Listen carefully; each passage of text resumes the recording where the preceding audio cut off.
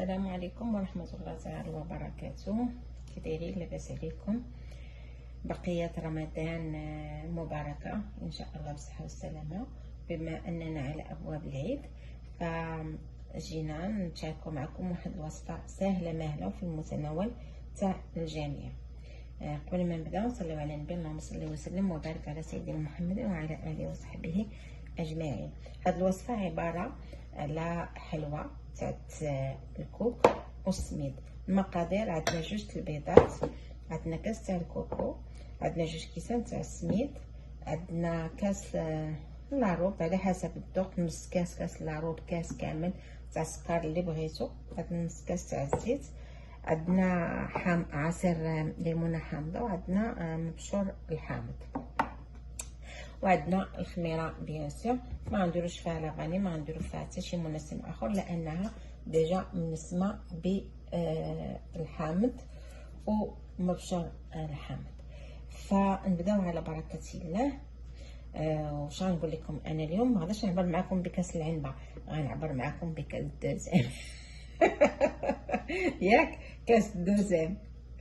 المهم مبقاش عندنا كاس العنبه، عندنا كاس الدوزام. المهم القياس واحد، راه ما كاينش فرق بينهم. غير اللي كنبغي نقول دائما هو ان الكاس اللي كتعبروا به هو اللي تبقاو تعبروا به دائما. نبداو على بركه الله. عندنا 2 البيضات، ما عرفتش واش كتشوفوا ولا لا. المهم 2 البيضات غادي نستعمل انا هاد لا ماشين. 2 البيضات ندير معاهم كاس تاع السكر، كاس لاروب، كاس تاع السكر. غادي ندير معاهم هاد المبشور تاع الحامض،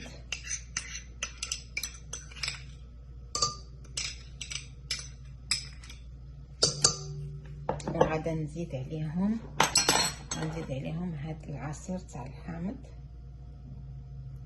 المهم راه كيعطي 2 المعالق او معلقه ونص او 3 المعالق حامضه. ها هويا غادي ندير به هذا. المهم صافي، وغادي نخلط هذا الشيء كامل وانا معكم حتى يولي كريمي، ونرجع معكم ان شاء الله.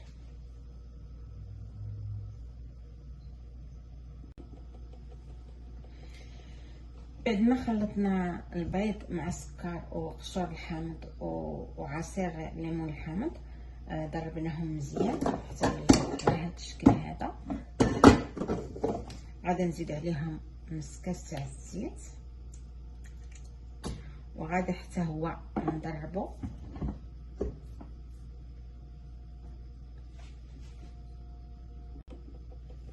ودابا غادي نزيد عليه الكاس تاع الكوك، كاس واحد تاع الكوك، نخلطو حتى هو مزيان.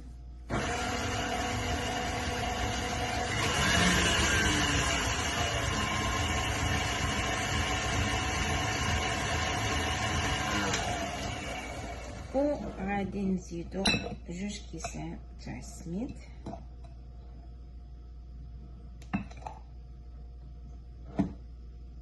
الكاس الاول. غادي نزيدو الكاس الثاني ونخلطوهم مزيان.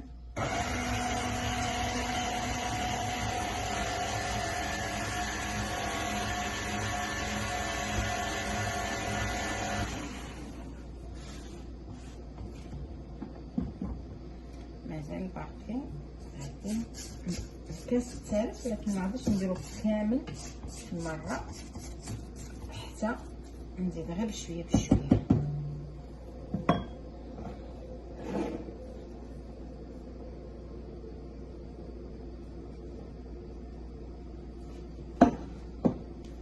المهم هذا نص كاس غادي نزيدو،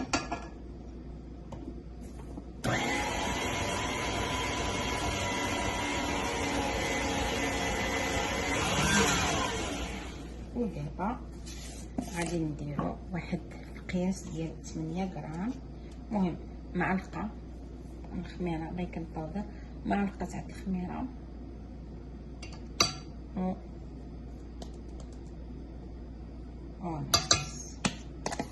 صافي. دابا غادي نخلطو كلشي مزيان.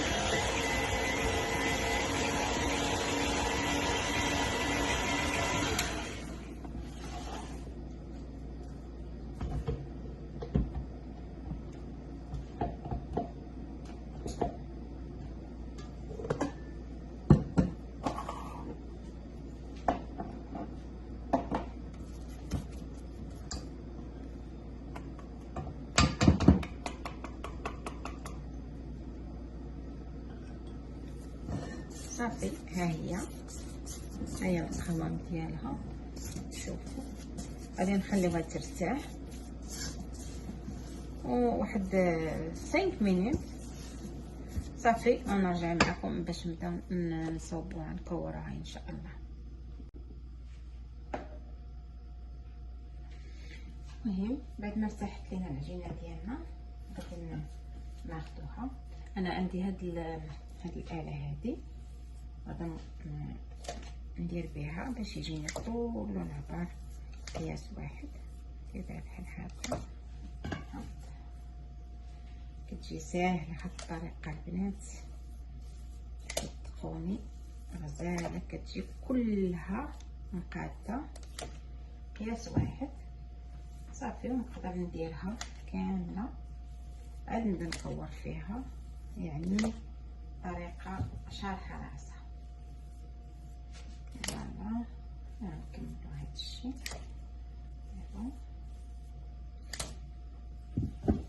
المهم هاد الوصفه راه ماشي بزاف تخرج لك بزاف، ولكن القياس يعني الواحد حاجته بشي حاجه قليله دوازاتاي ودغيا هي كتوجد. يعني حتى اللي ما كانش الواحد مسالي راه في العشيه دغيا كدار كتوجد ساهله ماهله.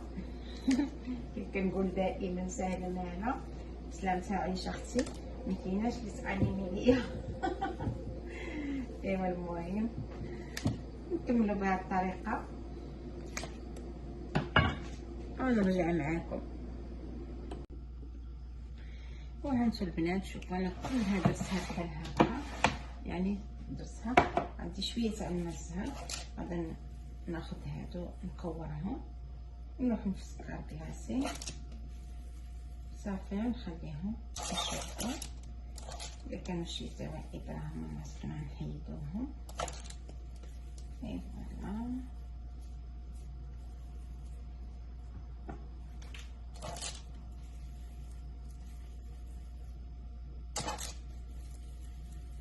صافي. نمشيو بهاد الطريقه. وسكر كلاصي غير خدموه مزيان، خليوها تشرب لكم سكر كلاصي باش ملي تفرقي هادشي زوينه. مهم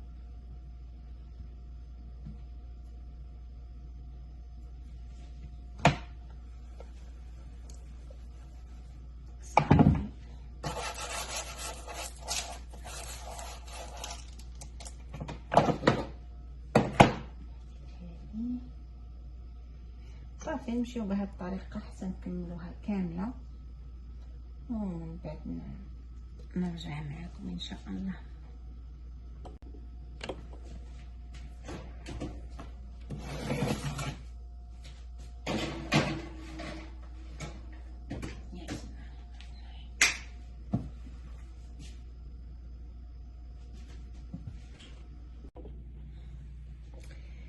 انا بعد ما صارت لينا الغريبه ديالنا ها هي كيفاش كتشوفوها. يا سلام باقا سخونه ما شاء الله كيفاش جات غزاله. انا ما درت عليها لا لوز لا حتى شي حاجه. المهم نتوما لكم الاختيار، ولكن من الاحسن تخليوها بالكوك ديال الكوك، تبقى ديال الكوك والسميده كمسه باش يعني الواحد كل حاجه تبقى بالطيبه ديالها. هذه هي النتيجه النهائيه، ونتمنىكم تجربوها وتنال الاعجاب ديالكم وتردوا لنا في لي كومونتير ديالكم. ما تنساوش خدكم عائشه من قناه يوميات عائشه بواحد لايك واشتراك وواحد الكومونتير زوين بحالكم، وان شاء الله الله يدخل علينا وعليكم هاد العواشر بالصحه والسلامه. دمتم في رعايه الله، والى فيديو قادم ان شاء الله. شكرا.